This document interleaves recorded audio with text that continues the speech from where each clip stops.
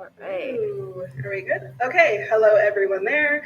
And hello, everyone here. I'm Bethany C. Morrow. You obviously heard our introductions. I am super excited to be celebrating Lay Your Body Down, which is the best Amy Suiter Clarke book I've ever read. Only because one is not finished right now. So I would love for you to first give us an idea of what Lay Your Body Down is, and then, as a lot of good movies, we're going to go backward, all right?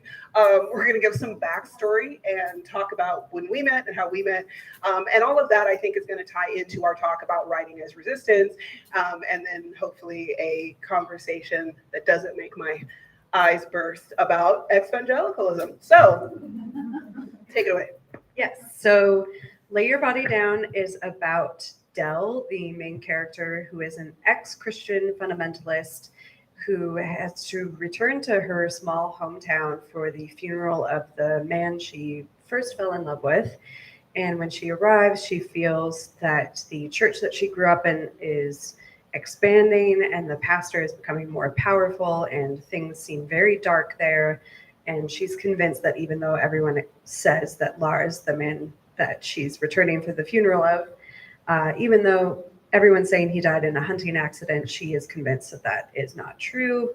And there is some kind of murder cover-up going on. And so as an ex-member who doesn't trust the church, she agrees with Lars's parents to look into things and see if she can figure out what really happened to him.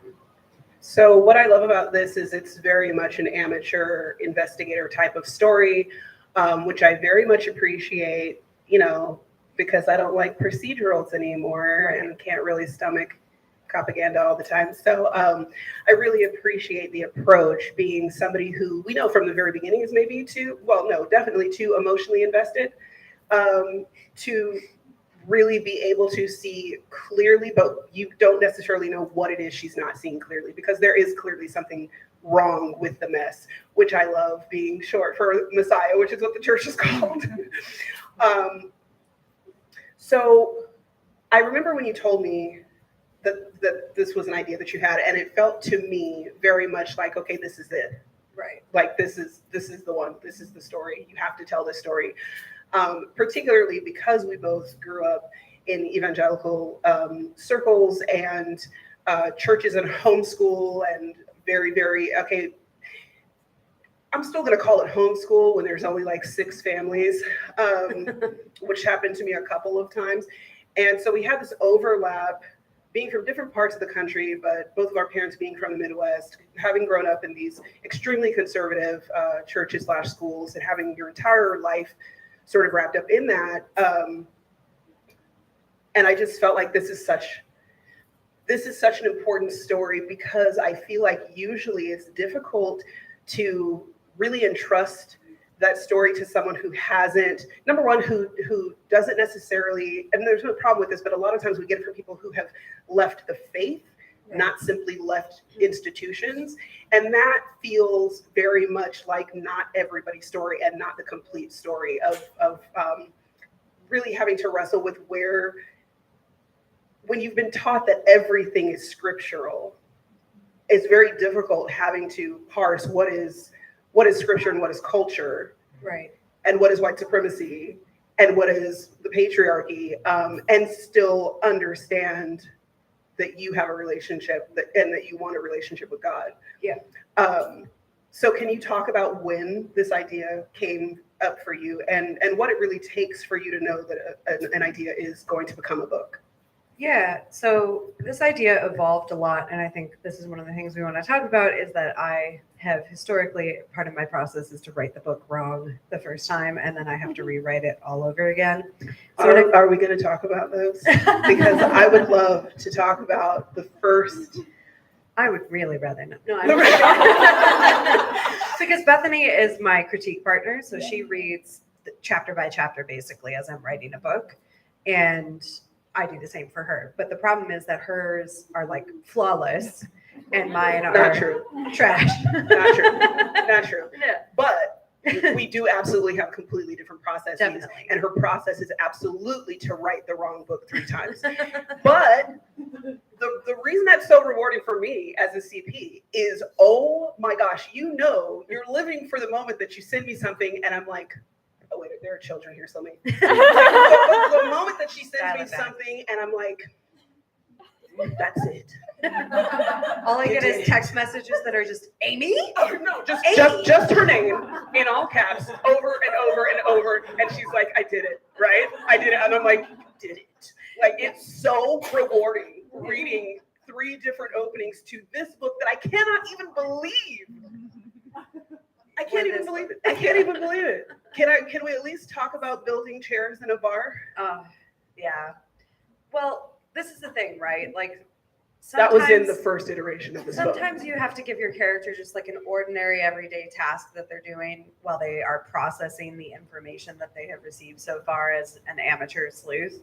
But the problem with that is that, like, if you're literally building tables in the bar that you're about to open up with your friend that has nothing to do with the plot of the story. It's a whole chapter. Yes, that it's a plot and it's boring. I'm like, you are such a good writer because that was so not necessary for this book at all. But seriously, what you're really watching is her finding the right way into the story, and this character growing and growing and becoming textured and becoming complicated, seeing the relationship. And honestly, I feel like I do this where you take your character and you put them, like you said, in an everyday situation. Now, usually for me, there's some sort of speculative concept. And so the point of that is, teasing out the concept of, as you see this character going through the world and how the world is impacting them. But because this is such a, not necessarily fish out of water story, but sort of returning to a place that used to be so familiar, that used to be such a representation of who this character was, seeing her come back into that space and do something mundane, it feels, I mean, to me, it operates very much like a speculative aspect. And watching the world connect with her and her recoil from the world or impact the world or be impacted by the world. So you see all of that stuff happening in those chapters. They just aren't telling the story she was coming to the table to tell. And I think that's one of the things I'm hoping that I've improved on with the book that I'm writing now, because I have done a lot of character background work and like figuring out who this character is, and not like you can find like character sheets and stuff online where it's like, what's your character's favorite color? And it's really boring. But instead finding out like, what is their misbelief about the world, and what events happen in life to solidify that misbelief and then re-solidify it over and over. Because we all have those things in our lives that are like, this is what I believe about the world. And when something happens in our life that gives us an opportunity to correct that misbelief, and instead of correcting it, it gets reinforced somehow, we're like, well, that's it then. Like, it's true that this is how the world is. And that just makes for a very interesting character. And it's a lot of the work that I have done with previous bad drafts is just figuring out who's my main character. What are they doing here? Right. Why are they in the story? So far, I haven't gotten them wrong in terms of like who needs to be the perspective of the story, which I do know about other authors that happens to, where they'll write the whole book and they'll be like, this isn't even the most interesting character in the book. If Jasmine Holmes is watching right now, who is another one of my CPs, we talk about this all the time, and it's like concept so dope. Who is this? Yeah. Why are we following this character? So that is a really interesting thing, is that you always have the right person. Mm-hmm. You always have the right person. And that's what really, I mean, that's why I can read so many versions of every book, because the character is such a real person. Yeah. And it's so interesting. But I love what you say about what is my character believe, because as you know, like recently at Hugo House, I was giving a talk on craft. And that to me is the biggest, when you're coming into seeking traditional publishing and you're trying to learn how to write, say, a query letter, which is a letter that sort of summarizes your novel to give to a prospective agent who will hopefully represent you. A lot of times, at least at the beginning of our journeys, the question that they really wanted the query to answer is, what does your character want? And so people sort of elevated that beyond it just being useful for the query letter and really decided that was the most important thing in a book is, what does your character want? Which is super boring to me, because wants change, hopefully devastatingly, or you come to a point where it doesn't matter that you want that, it's not going to happen. And so we came to the same conclusion. I always tell people in craft conversation, what does your character believe? Because what your character believes is going to impact every scenario that they're in. It's going to impact every relationship that they're in. And what is the foundation or the basis for that belief? So watching that, the book that you're writing right now, which is the new This Is It. This is the one. Like, literally, I can't believe, and I love getting to believe that multiple times with the same author, like, no, this is the story you were born to write. So I'm very excited for people to be able to hear about that. No pressure at all. I mean, would you want me to feel differently? I don't. Right? It is the one. No, but I really want to talk about where we met. Yeah. And which I think kind of leads into why we write and what helps you decide. No, I think we've got such a good meet cute, and it's really important that I don't remember it. No, I'm kidding. No, I wish you could search DMs, because seriously, I would love to know what our first messages were. I really would. Yeah. And I feel like they were more memorable for me because, like, I was a big fan of Bethany. You're being very Midwestern when I reached right out now. to her, and like we were debating about whether we followed each other on Twitter. I'm pretty sure that she followed me, and I was very excited about the fact that she followed me. Because I had like 300 followers at the time, and she had like 2,000. Oh my gosh. Now it's so funny because she's got like 20,000 or something. But yeah, Slowly falling apart like the rest of the site. Yeah. But so I wrote a book in 2017 in response to listening to the Serial podcast, which I'm sure a lot of people know about, that just really made me angry about mass incarceration and particularly about capital punishment. Even though Serial wasn't about capital punishment, that had been an issue in my head for a long time. Was like how infuriating I found the concept of, like, it's not okay for you to kill people, but it's okay for us, the government, to kill people. So I wrote this book and kind of in response to that about two men who were on death row, one of them who was wrongfully convicted and the other one who had done the crime that he was convicted of, but for a quote unquote good reason. And both of whom would not be the types of people that the average supporter of the death penalty thinks is on death row. Like, people think the worst of the worst are on death row, and it's like, no, it's just the poorest of the poor and the blackest of the black that are on death row. And which brings me to the reason I hired Bethany as a sensitivity reader or an authenticity reader, depending on what you like to call people, which is something that she did at the time, which was, obviously I knew I was writing from the perspective, I had 4 characters in the book, 2 of them were white and one of them was black and one was Latina. And I wanted to make sure I was portraying those perspectives authentically, because I am not a black or Latina person. And so I had hired Bethany, and she agreed to read the book. And when she got, I don't even know, maybe like 50 pages in, and she was like, I'm just going to be really real, and I don't normally do this, but like, I want to give you the opportunity to stop and revise right now, because this whole concept is problematic on its face. And it's because I, as a black person, have no reason to trust you to tell this story right. And even if you did, like, no black person that I know is going to pick it up, or at least that's the way I remember it. Well, and it was very nice, but it was gentle. It was very firm and direct as well. Yeah, and I want to make really clear, this was a service that I provided. Yeah. So this is not like some random person was coming to me and being like, tell me I did good. But when I was reading it, Although they do that. they absolutely do that. I've had people ask for refunds I don't do this work anymore. These days, I don't even know what year this was because I don't remember doing it. But I remember yours, and I remember like 2 other books. One of which was the one where the person asked me for a refund when I was like, no, this is not okay. But for me, do you mind if we talk about? No. Okay, so the issue was that it was a white woman accuser of the Black man on death row.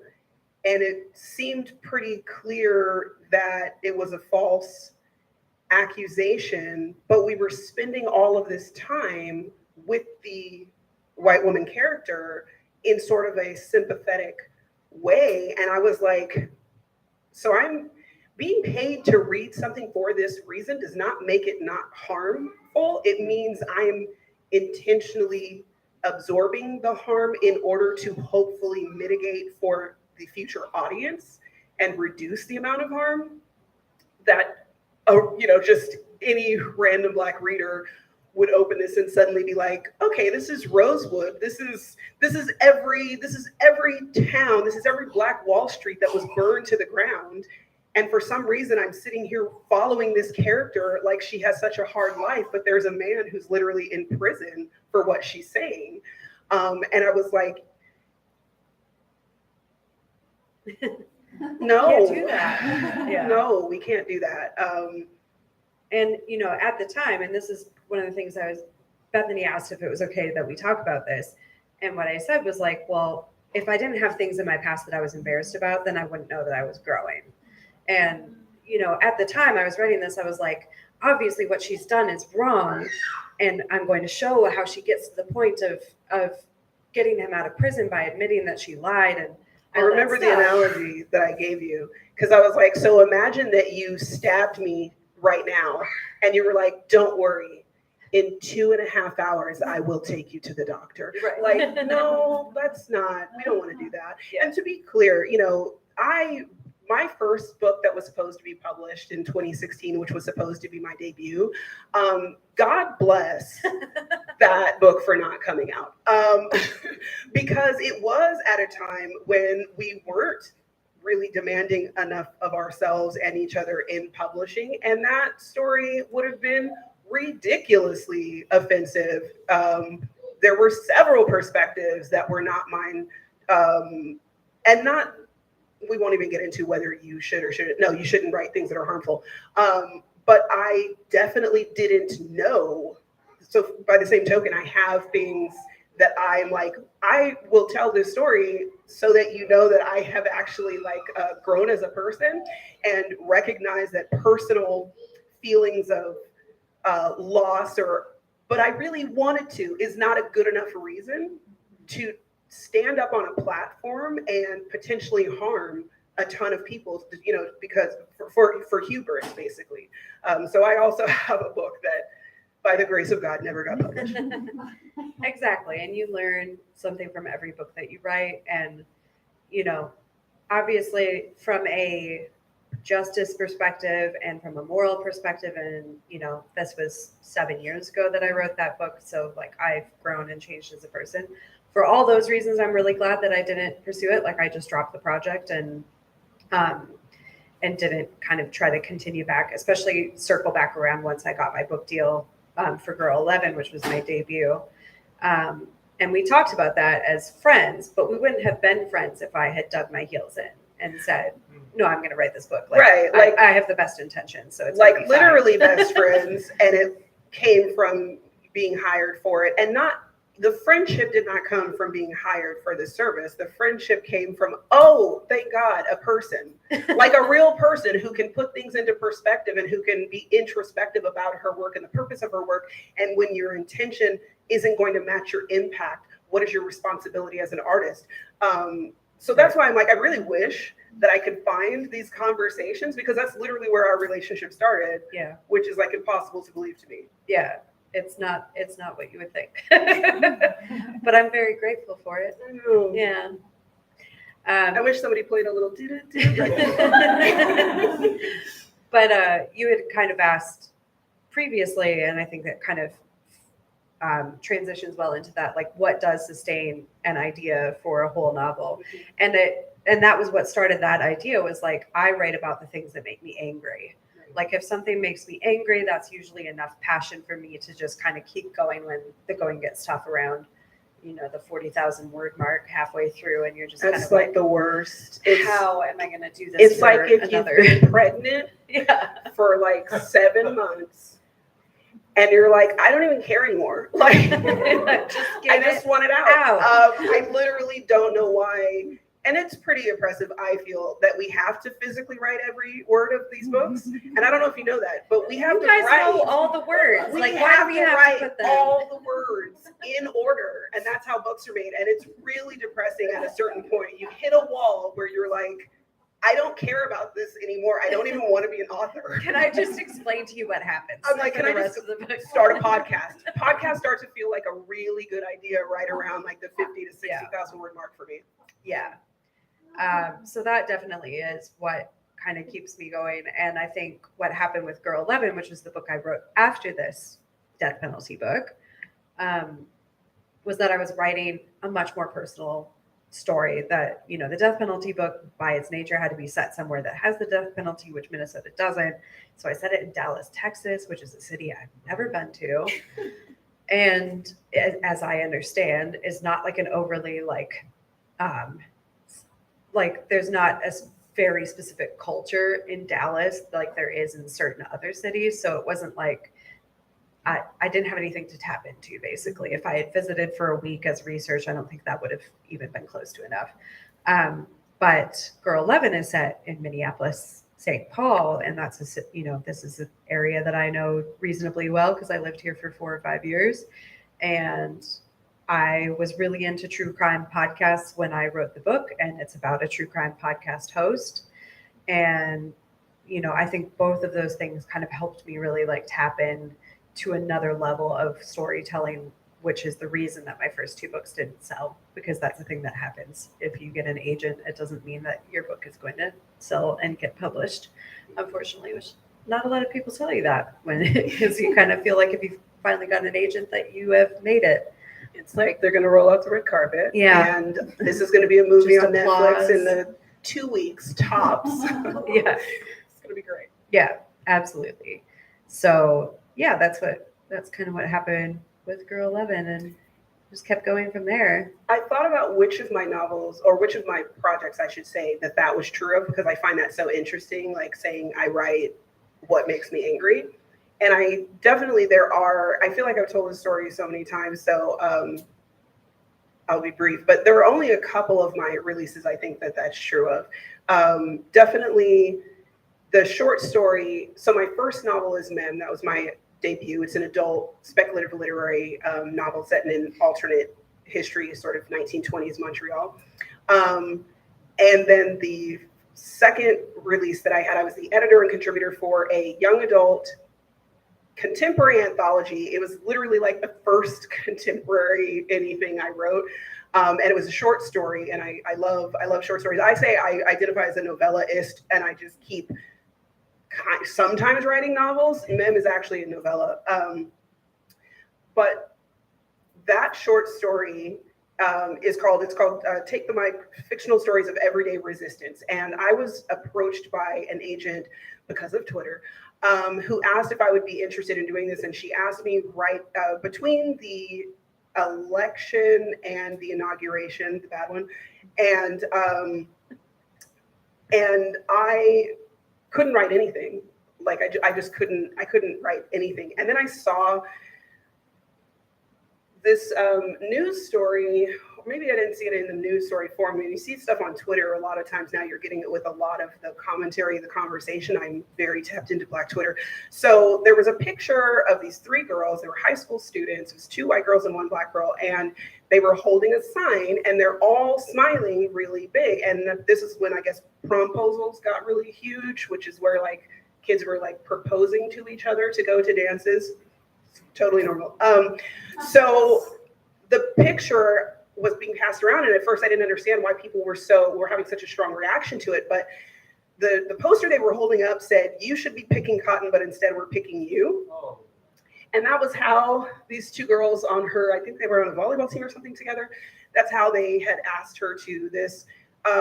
dance to go as a friend group. And what I found really interesting was the reaction, the public reaction to the picture, which everybody was mad at the Black girl for smiling in the picture. And I was like, I guess we can all pretend that we've never been in school, and particularly those of us who are non-white, raised in primarily white settings. You can pretend that you don't remember what it was like to have to do the calculus on the spot and figure out what is this worth. Number one, these are your teammates. Number two, they were apparently her best friends. So in a moment, you've just found out that the people that you think you're closest to think this is okay. And I was so angry that people, of course, were judging the reaction of the offended instead of the offense.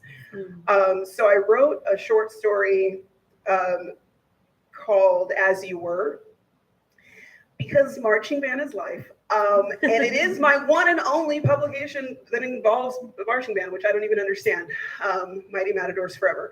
So it's about a girl who is, now I was the section leader of the woodwinds. I played clarinet, but my son played trombone, so I made her a trombonist.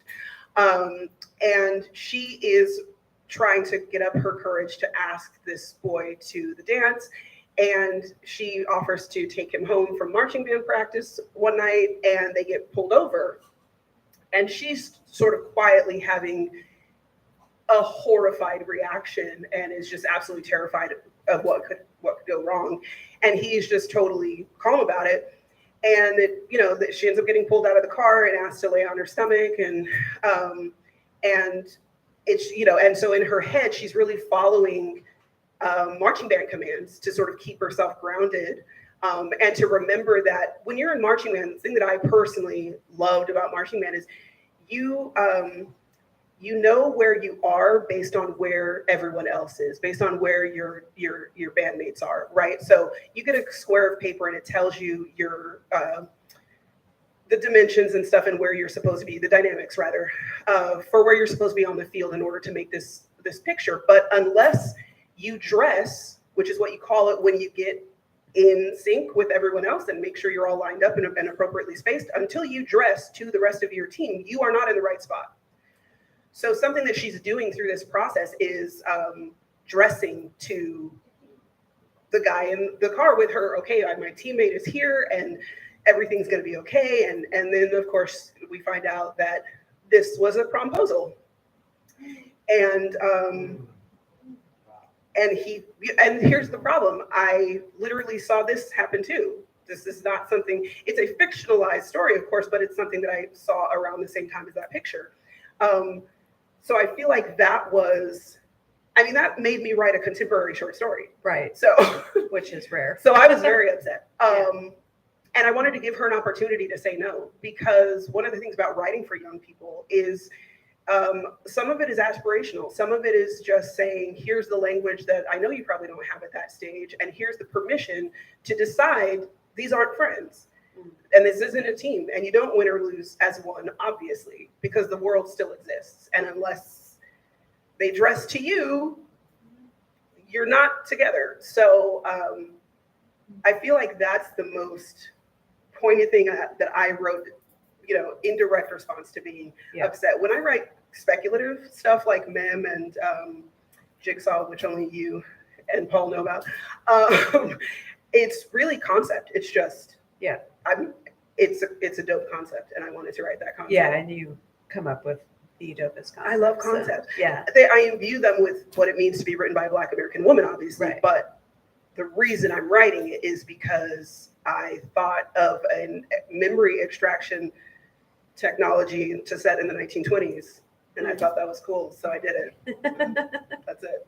No, and that's good. And I think that there's, it's interesting because I think that there's an expectation, obviously, like the stereotype of the angry Black woman of like, that everything that you would write would be out of a place of anger. Everything that I write is either a sociological text meant to educate other people, or is autobiographical and is really just coded like it's just my life. Yes. Which, speaking of which, I do think that need to acknowledge the book that you wrote out of spite. I literally was going Which is to, and then I was like, Naima. it just took a really long time talking about a short story, so I don't know if we have time for this, but I have a duology. My best-selling duology is A Song Below Water. A Song Below Water. And the follow-up, not the sequel. Oh Of my Chorus gosh. Rises. She chose the title. I did, of A the second Chorus, one. yes, A Chorus Rises is her work. Yeah. And it was brilliant. I freaking love that so much. And if you read the books, it will be even cooler. Yeah. And I actually read A Chorus Rises before I read A Song Below Water, because Yes. we had just started being critique partners for each other. So you were sending that to me as you wrote it. And Yeah. I had not yet read A Song Below Water because it wasn't out yet. But I really liked But it was that because done. I wanted them to work independently. Yeah. So having a CP who had not read A Song Below Water worked out really well. But that book was 100% written out of spite. Yeah. Yeah. Well, yeah, because you wrote A Song Below Water where Naima did not get along with the main character. There were 3 Black girls in this Yeah. book, right? The 2 main characters on A Song Below Water are Tavia and Effie. Yeah. And then there's another girl named Naima. And I watched people on social media, like at Bethany, being like, "Oh my God, I can't stand Naima. I hate Naima. Naima's the worst. Naima's She the deserves worst. everything She's an that comes to her." antagonist. And it's just like, literally, they just don't get along. Like, she does not do anything really to antagonize Right. the main characters. Like, they aren't besties. They're just not and they're friends. allowed to not be besties. Yeah. Like, I also did not write a book about white supremacy and make a 16-year-old Black girl the bad guy. right. So then I had to write A Chorus Rises, which is my spite book, in order to be like, no, you misread. Like, Yeah. you brought a lot of stuff to that first This book. is who Naima is. Right. Yeah. And the thing about Naima is that she is very much like you in that she is unapologetically. I don't know if that's a compliment or not, but it feels like a compliment. herself and doesn't need to, like you were talking about just in the break room back there, like just apologize or ask if something is okay 15 times like I do, because I'm a white girl from Minnesota and that's just what we do. It's like, are you sure it's okay? If I could have a mint, that would be great. Please. Oh my gosh. And she's She's like, just take a no, mint. no. She says, can I have one of these? They're mints. And she's like, I would love one if possible. Like, in what way would it be impossible for me to give you a mint? Just expect that your best friend's going to give you a mint. I don't know. I'm sorry. I'm not sorry. I'm Stop sorry. about Yeah. that. Yeah. This is Ezra. I raised my son in Quebec, and unfortunately, one of the things, we're not going to get into the fake kindness of Canada, but one of the things that he does is say, I'm sorry. And then I look at him and he says, I'm sorry. And he's apologizing for saying sorry. And it's so frustrating. It's a double apology. Yeah. Classic. Classic double apology. Well, I do want a chance to talk about, because we do not both write the same genre, but the closest that we've come is Cherish Farrah, which is also your most recent. I did not know you were going that direction. I was saying yes to talking about ex-vangelicism, but that's fine. Well, we can do that next. Cherish but like, Farrah. I do want a chance to mention Cherish Farrah because, like, You're such a fangirl. I'm such a fangirl, and because it's just, who did I just talk to about this? Was it you, Joy? Yeah, that you were talking about, like, that ending. It was just like, and the thing about Cherish Farrah, I love when like, people do that about a book that you've not read, and that's like all the information you're gonna get. That's all. That's all. What more do you need than knowing that the ending of a book is going to blow your mind? And it's not the kind of ending where it's like the author has lied to you the whole time, and you feel like you have just been deceived. Wait, can we totally just talk about Clickbait? That show? Oh my gosh. Oh my gosh. That was so frustrating. It was so bad. Has anybody TV series seen Clickbait? Okay, well, we're not going to spoil it. Okay, we're not. But can you? So she used to have a podcast, and we used to have a regular segment on that podcast, which has nothing to do with what I'm saying. I just wanted to say that part. And in that podcast, she did something that I thought was so necessary and interesting for a thriller writer that I feel like people never talk about and clearly don't understand based on several TV shows that we've both watched. But can you talk about the difference between a twist and a reveal? Yes. Please. And then the third magic option, which is neither. It's just new information. It's just something given that to you at happened the end. in the book. So upsetting. really, really wish I could get those hours of my life back. But yes, Yeah. the difference between a reveal and a twist. So this is my personal definition. I am It's not right. like It's correct. A reveal is something that you have teased out as an author. Like there's, you know that something's going on. In Girl 11, you know that something has happened to this main character and she's not quite telling you the whole truth as a reader, but like you get foreshadowing, right? Like you get little drips of information along the way. And then when you find out what happened, you go, oh, or maybe you go, I was right. And they guessed it, and it's a great feeling of victory. And some people feel like they were cheated because they should have been surprised. And it's like, no, that's because I wanted to happen. Because they think it's easy to be like, here's what I want to happen in a reader's mind. I'll do that on my page from over here. I'm like, when an author successfully gets you to a conclusion, that's called craft. Yeah. Like that's called talent. That's not an accident. She did it right. You followed the breadcrumbs and you came to the right conclusion. Right. And if you read enough thrillers and mysteries, you learn to recognize, you can't help it. If you think about it, you learn to recognize like that character is going to come back. Like she didn't just put him on the page for no reason. And you're right, because we need to put the character in there somewhere. And I'm sorry that you recognize that that was probably who the killer was. But that's just can't help it that you read 1,000 thrillers before this. But a twist is something that you read and it changes everything that you read that came before it. And it doesn't, if it's a good twist, it feels like I should have known, but I didn't know. And that was on purpose. So you read a twist and you're just like, there's a twist in a book, and I'm not going to name the book because it'll give it away. But there's a twist in a book where there are dual storylines being told by the same character. So there's a character who's telling his story when he's at work, and a character who's telling his story about his personal life at home, and it's alternating chapters. And when you get to the twist, you find out that one of those points of view was happening years before, and you just assume that they were happening in the same time. It's Westworld, isn't it? But Westworld. It's not Westworld. And I just gave myself goosebumps because I really actually didn't like that book, and that's why I'm not going to name it. But I understand why people went crazy for it, because the twist was perfectly executed and it totally changed the entire book. I feel this is vaguely familiar. You must have been very upset about this. But how do you get the twist right and write a mediocre book? That's wild, because twists are the hard part. Well, but you had this conversation about watching Behind Her Eyes, right? Of that you got to the twist and you were like, it almost made the whole thing worth it. Like, oh my gosh. If you like to hate watch television, watch Behind Her Eyes. But the reason I remember that you didn't like that, it was because it was race swapping without any consciousness of the fact that this changes the entire story. It was brownwashing. It was a Black woman living in South London who didn't know any other Black people. Yeah. It didn't make any sense. And got mixed up in a white couple's drama. Yeah. With no concerns for her personal safety. And I was like, I'm going to call BS. That's not, sorry, your survival instinct would have kicked in at some point and you would have gotten out of this. Yeah. That was ridiculous. But that's not even why that was horrible. Yeah. I've just got a 10-minute warning, and we haven't even talked about too much, but ex-vangelicism, which is a term that we disagree on. But This is another thing that Bethany and I connected over, was our mutual faith. And I was going through a time, and I'm still going through a time, where I'm just like, what do I actually believe about all this stuff? Because I grew up in a very conservative, very mostly white church, and in a small town in Minnesota.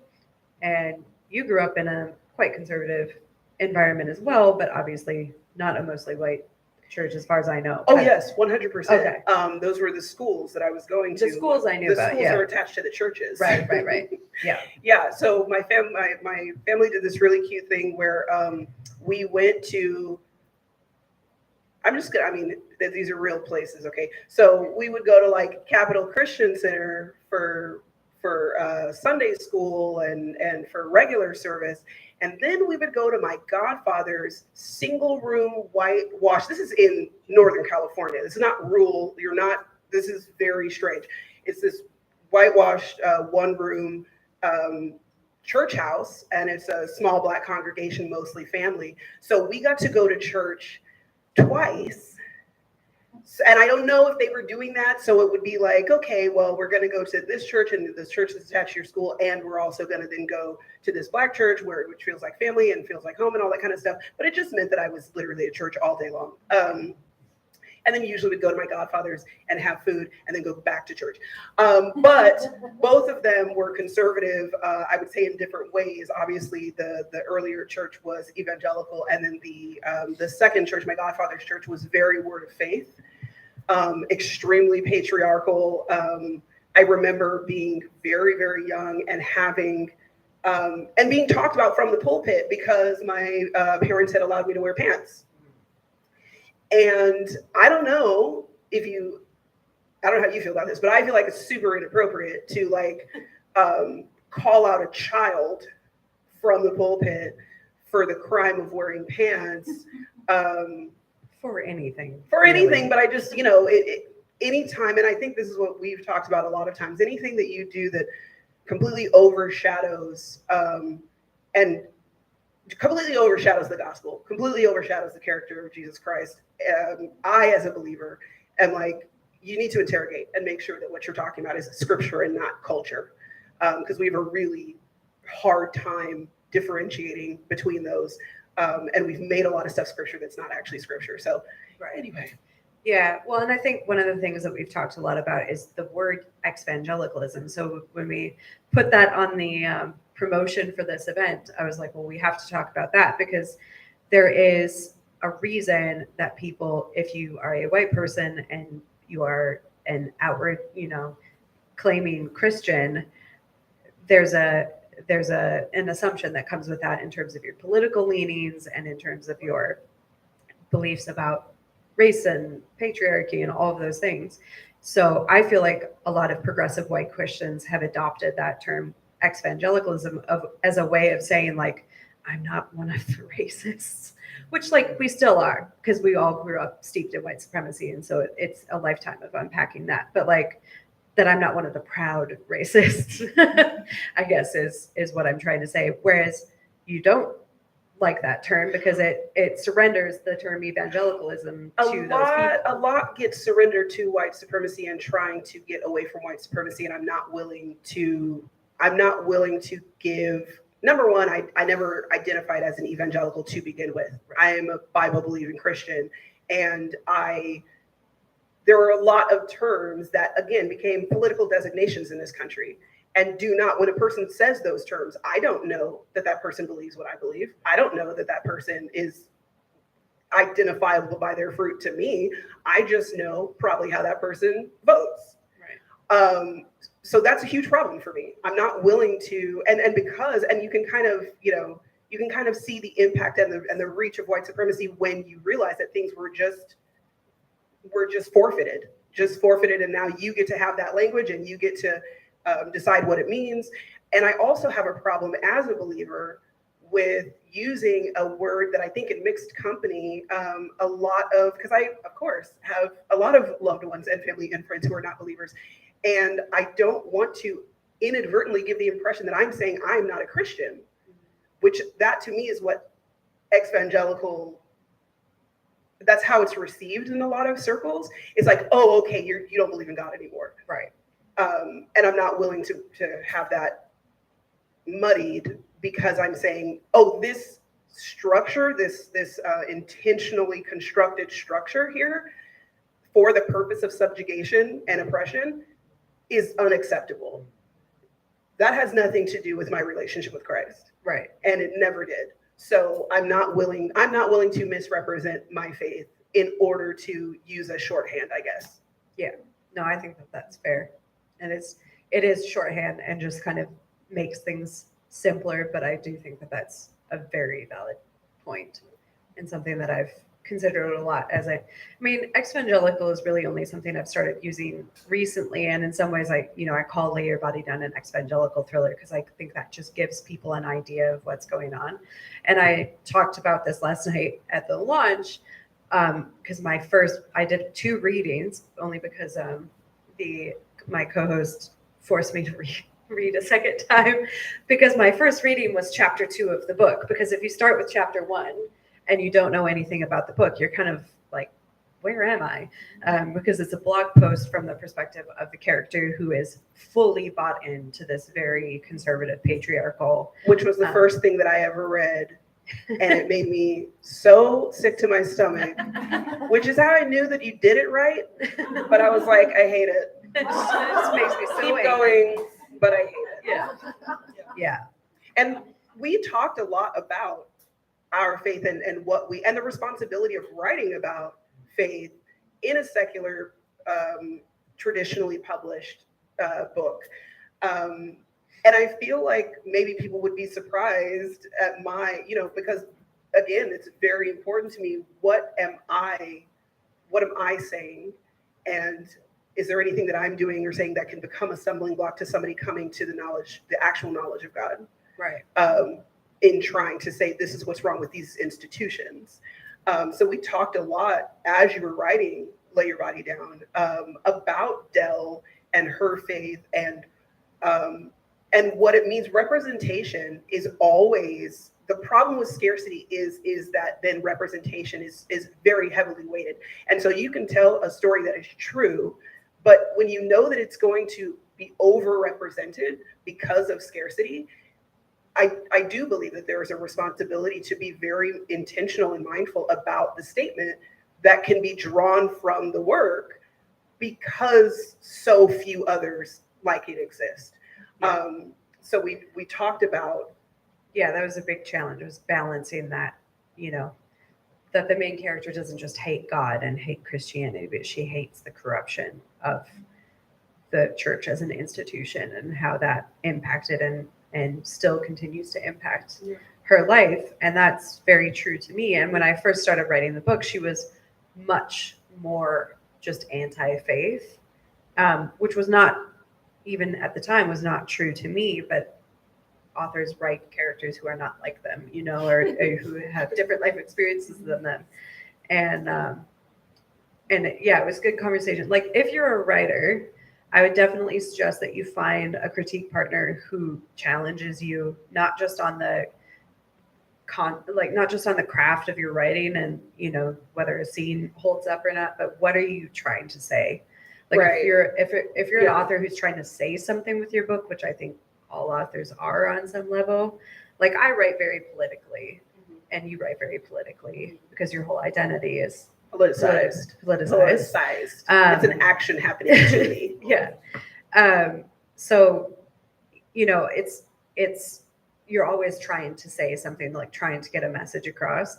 And if you have a partner who knows your heart on a certain level and knows like what you're actually trying to say and how to push back when you haven't quite gotten there or missed the mark, because our names have internalized misogyny and patriarchy that you're still unpacking, that you didn't even know that you were still I'm thinking unpacking. of a scene now. Exactly. And she was like, I don't think you understand that this scene ruins your book. Like, if you publish this scene in your book, it ruins everything else that you've done. And I was just like, I just thought it was like a little scene. Like, yeah, I didn't realize, our names, and this is the thing about our relationship. Every CP situation is not going to be like this because you don't have to be this close with your CP, but our names go on the front of these books. Yeah. And when the book comes out, everybody's going to forget who your agent was. Everybody's going to forget who your editor was. Nobody ever knew the name of your copy editor. Nobody knows the name of the person who designed the cover. All of it falls squarely on you. All of the responsibility, all of the everything that book is and stands for the life of that book is going to be attributed to you. And so if I know and that's why it's so important to talk so much about our books as we're writing them. If you know what my intention is, and you see that is not what's coming on the page, and what's coming on the page is actually something that I really don't value, but I can't see it because I'm in the throes of, desperately trying to push this baby out. It's so useful. And for me, because until Cherish Farrah, I had never written a thriller. I write across genre and category, but I'd never written a thriller. So having a CP who writes thrillers, as somebody who's writing historical or contemporary fantasy or speculative literary is so useful just on a craft level, because the way that she approaches the page and the story and the character and is so different than my process. I love having CPs who write very, very different, especially genre. Like, I love having CPs who write very differently, because I don't need an echo chamber. I need someone to tell me how it looks to someone else. Right. To be able to say, hey, just so you know, if I don't know this and I read this, this is what it says. And I want her to take that as seriously as she does, because it's my name on this book. It's my name on the cover. Yeah, absolutely. Man, I don't want to just cut it off there, but I want to give at least a little bit of Lock time the if doors. people have any. We're just gonna keep going. If people have any questions, is that all right with you? No, absolutely. Does anyone have any questions? This is meant to be just so you know, in case you come to these things all the time. Bethany and I really just wanted to have a conversation, because we talk all the time. So this no one gets the benefit of sitting there and listening to us talk, and we just wanted to give that to you guys. We don't have the podcast microphones and the little short TikTok videos that people recording us talking into microphones, but I feel like we could totally do that. We need to get that podcast restarted. Well, Yeah. But yeah, does anyone have any questions? As someone who's very jumpy and anxious and can't handle any horror on screen, Yep. how would you describe this book in terms of how My book? scary, yes, how scary it is? Okay, so just for people streaming, the question is, how scary is my book, Lay Your Body Down? The answer is not very at all. I would say much less. There wasn't a lot of gore in Girl 11, but there were a lot of pretty dark topics. So it was talked about rather than portrayed on the page. But Lay Your Body Down is a lot more psychological, I think, but not in a torture type of a way. If you're squeamish about body horror, I would steer clear of Cherish Farrah. Maybe there's not a lot. I'm sorry, but there's not a lot. But what's there is real rough. See, I don't remember my books the way that people describe them. So the first they send your books around to hopefully get on all of these big book clubs or whatever, and Jenna Bush said that my book, they were like, no, we can't, we don't want anything any sort of that kind of gory violence. And I'm like, what is she talking about? But she was talking. And then Amy started describing a couple of the scenes, and I'm like, okay. No, I forgot about that. Yeah. But you should absolutely read everything else that she's written. It's incredible. I feel like you would, don't listen to it. Don't listen to the audiobook. But I feel like a lot of people have told me this. I'm not kidding. A lot of people have told me by the time that stuff happens, they were like, there it is. Okay, finally. Right. So it definitely does not take up a lot of space on the page. But if it didn't get there, what are you even doing? What are we even doing here? Yeah. But it's very brief. And hopefully visceral. But I would agree that Lay Your Body Down is it's just much more of psychically upsetting. Yeah. Yeah. So that's fine. It's fine. If we lived in a country that was being overtaken by far right Christian fundamentalists, then it would be really upsetting. Then we're not living in that kind of country. Then it would it's fine. This makes me not want to wake up tomorrow, but thankfully. No, I would say Girl 11. I don't know when I last read the book, but I can absolutely remember a certain scene right now. So definitely that one wins. Yeah. Yeah. Yeah, there's some tough stuff in that one. Yeah. I love that book so much. And I couldn't write it now that I have kids. It was easier to write when I didn't have kids. What does that say about me writing Cherish Farrah with a child? Who read it before it came out? A long time ago. He was so mad And let's at me. not forget that he was real upset with you for a while after reading that. He was so mad at that scene. Oh my gosh. Wow. He's still, if you say, what do you think about Cherish Farrah? First thing that he will talk about. Yeah. It's wonderful. Yeah. Any other questions? So can you each talk about who your first reader is and why? Each other? We just did. So it really is each other. Yeah. Yeah. Okay. And we actually have the same agent. I started working with Bethany's agent. I don't know, I 8 started months a ago or cult. something like that. She did. Yeah. So she reads probably she's probably my second reader, but Marjorie actually is one of my very good author friends, and she's read everything I've written before everybody else has, everyone besides Bethany. But she usually gets it in like finished manuscript or like halfway through, and I'm just like, I win. can I send this to you? Victory. Yeah, but No. yeah, definitely. And the reason why is because like it's just worked out really well. Yeah. Like it's grown, the relationship of critique partners has grown over time. Well, it's also the way that we test, Right. right? Like we talk about it before we write, and a lot of my writing happens just in my head long before. It's why I don't believe in writer's block, because I'm writing it before I'm writing it. So by the time I start writing it down, we have talked about it quite a bit. But in terms of, okay, I just wrote 500 words, I'm going to email it to Amy before I go to bed. Yeah. And then of course, Paul, my husband, reads everything. They read it together. I really like to have both of them reading it at the same time. But in terms of like, okay, I changed 6 words, I need to resend this, it's going back to Amy. Yeah, I read Cherish Farrah probably like 7 times. So much. Yeah. No regrets. No regrets. Seriously. I've read every iteration and will forever have scenes in my head that are not in that book. So. Yeah. Oh, sometimes I'm like, how did I end this again? I should probably double check that. Yeah. Like double check I remember how it ends. So I had a couple of people being like, what an ending. And I'm like, Which is one? it? I will take your word for it. Thank you. Pretty sure I remember what I decided to do. Any other questions? I'm curious about, you mentioned talking about what the character wants and instead saying what does the character believe or misbelieve, which I think is really, really fascinating. Did you ever use things like the Enneagram or personality types or something to kind of inform your characters at all, or do you just kind of like, no, I don't want to be part of those kinds of things? So the question is about, do we use like personality types like the Enneagram or Myers-Briggs or whatever to categorize our characters? I don't, because I don't use that stuff in my real life. Like some people know like, oh, I'm this and this is my personality type, and I never really got into that for myself. So it's just not something, it's not that I have any problem with it personally. I never got that interested in it for myself. So I don't think it would really help me with my characters.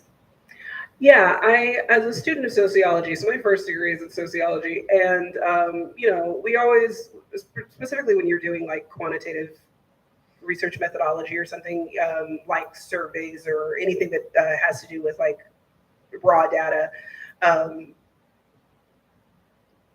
the first thing that you need to know is like, make sure you're testing for what you think you're testing for, right? So that's how I feel about any sort of personality test or anything like that. Because once I know that I'm taking this test, first of all, there's a likely person who takes these tests, right? And then there's a likely way that our self-image and the reality of ourselves, this is not even what you asked, and I recognize that. But I'm explaining where, I'm just telling you how I feel about personality tests. And that is true. All of that is true. I have done it because of my empirical interest in it. But I also think that people think, and maybe for some authors it's true, that you're crafting a character by picking things out, right? So I'm not sure, I could test my character, I could do a personality test for my character, but I couldn't use a personality test to build my character. I have to have a character that exists in order to do that. And the way that I recognize my characters, to make it seem like I'm not making them up, because that's just not what it feels like to me. I recognize these are make-believe people that I am making up, but it's not the way that I experience it. So usually I'm very concept first, and out of concept we get character. I'm really going to try to not give my entire lecture here, but from concept comes character, and the character needs to, for me as a primarily speculative, and a lot of things operate as speculative elements for me. Actually, I found that writing historicity operates as a speculative element for me. Social horror, as in Cherish Farrah, operates as a speculative element for me. Whatever that speculative element is, whatever that concept is, it needs to bear a character. The character has to be a direct descendant of that concept. And so the way that I recognize that is kind of a feedback loop of, okay, first I have a concept. So say with men, the concept was an alternate 1920s Montreal in which a scientist has developed a way to extract memories so that the source or the person no longer has to experience them. And in so doing, because of the gravity sort of memory, it creates a mem, which is something like a clone of the original person that houses that memory until that memory expires. I've done that elevator pitch for a lot of years, so Perfect. That's why that came out so quickly. But so if that's my concept, then my first question is, who's the most interesting person in that world? Who's the most interesting person in a world where such a concept or such an extraction process exists? And usually we have this problem where we think the human. So like, there's a world in which like dinosaurs are roaming the earth. Who's the most interesting person? A person? No, of course not. But you can't really write a story from a dinosaur's perspective. I get it. But like, my problem is that we don't usually look for the most interesting person in that world. And so usually the characters feel to me like an imposition, like I'm being forced to identify this person as being worthy of this story. Just an example that I do actually give in lectures, like a science fiction story where the main character is explicitly not the most interesting person in the character, and for very bad reasons, is Children of Men for me. So it's a world in which humans have not been pregnant, have not given birth to children in however long. And the main character is not the pregnant woman. It's the husband of an activist who knows about the pregnant woman. But you have to understand, he's a white guy. So that's why the story is about him. So that, to me, that's what happens when you're not really consciously putting concept and character together the way that they need to be. So I start with, here's my concept, here's the most interesting person, let me put that person back into the concept and see how they beat up against each other. And you're world building and character building sort of at the same time. Do we need to wrap it up? Yeah, 15 minutes for book signing. 15 minutes what? For book signing. Okay, great. So yes, we're wrapping. Yeah.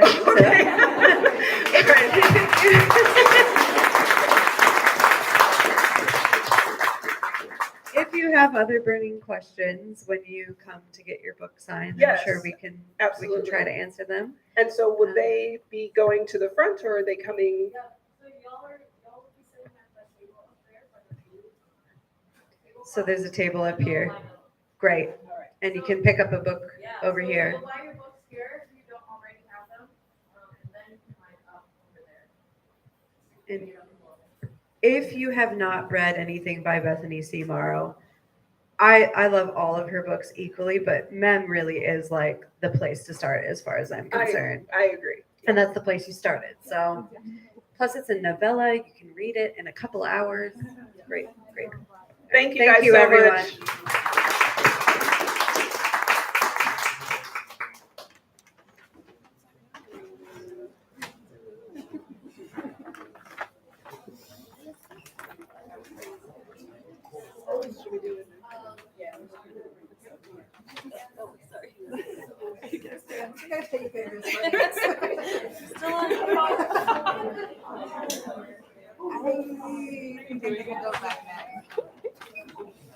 I wish we lived closer and I could borrow books from.